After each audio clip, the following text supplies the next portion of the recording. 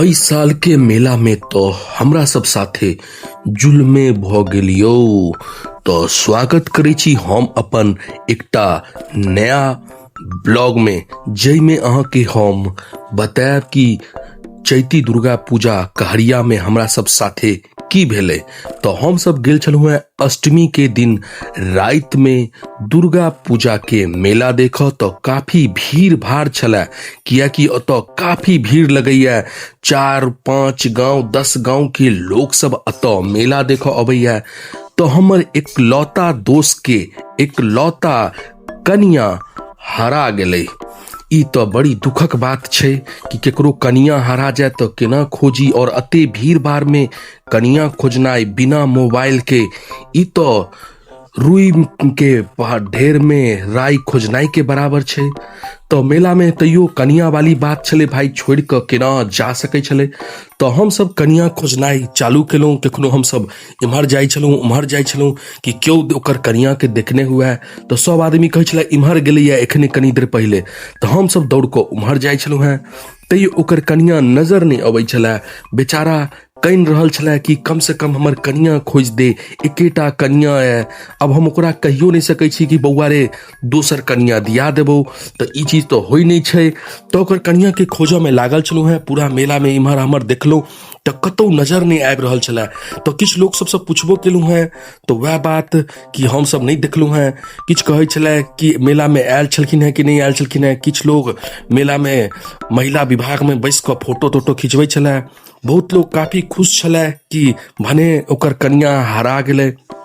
तो दोसर की खुशी के कनी कम करऽ लेल हम सब फेर से प्रयास केनाई चालू केलहुँ, इम्हर आम्हर देखनाई चालू केलहुँ कि कहीं भेंट भ जाए, कहीं कैमरा में नजर आबि जाए।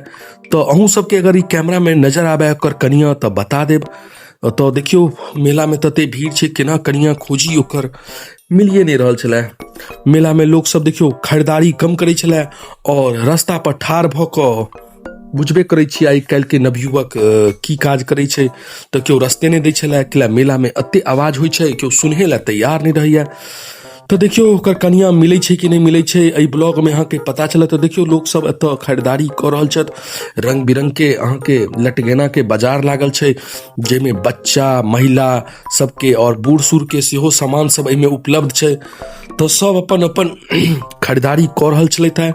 लेकिन हमरा सबके तो एके गो टेंशन छले कि केनाहितो एकर कनिया भेट जाए। ओ मिलल है तैयारे नहीं भ रहल छले कि कहाँ गेलै। कोनो मंदिर पर तकलहुँ, इम्हर तकलहुँ कि कहूँ तो नजर आबि जाए। एहि वजह से हम सब मेलो नहीं देख पाबै छलै। और लोग सबके पूछबो करै छलिए कि ओकर कनिया के देखलिए या यौ, तो कहै छलिए हम तो हुनकर कनिया के चिन्हबे नहीं करै छियै। ओ बेचारा हमर जे दोस्त रहे एकलौता दोस्त, ओ कनित बेहाल भेल छले, कियाकि बेचारा के नया नया बियाहे भेलैया। और ओइ पर कनिया हरा जाए तो बुझबे करै छै ने कते दुख के बात छै। जिनका कनिया हेतै कहियो हरा गेल हुए, उनका तो पते हेतै। मेला ठेला में अगर अहूँ कनिया संगे जाइ छी तो घेट जोड़ी क लेब, बंधन क लेब, कहीं कनिया हरा नहीं जाए। तो गुपचुप वाला से पूछलिए कि यो अतो आयल छले एकर कनिया, तो कहलक नहीं। आइसक्रीम वाला के पूछलिए तो ओहो कहैया नहीं, एकर कनिया कहाँ आयल छलैया। तो बेचारा बड़ी परेशान छले। कहले तुम्हार देखलहुँ है एगो आदमी।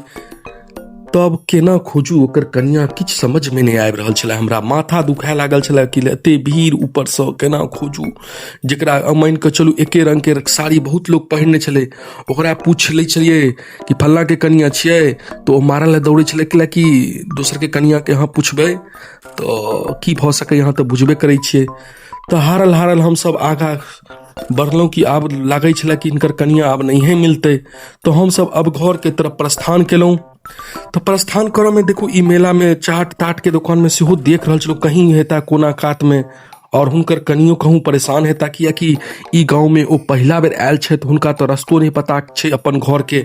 एक चीज समझ में आयल कि पहिल जमाना में अगर केकरो कनिया तनिया या बच्चा बुच्ची हरा जाइत हेतै तो लोग केना खोजैत हेतै, कते मेहनत लगैत हेतै। बिना मोबाइल के केकरो खोजनाई आई के युग में कते बड़का काज छै।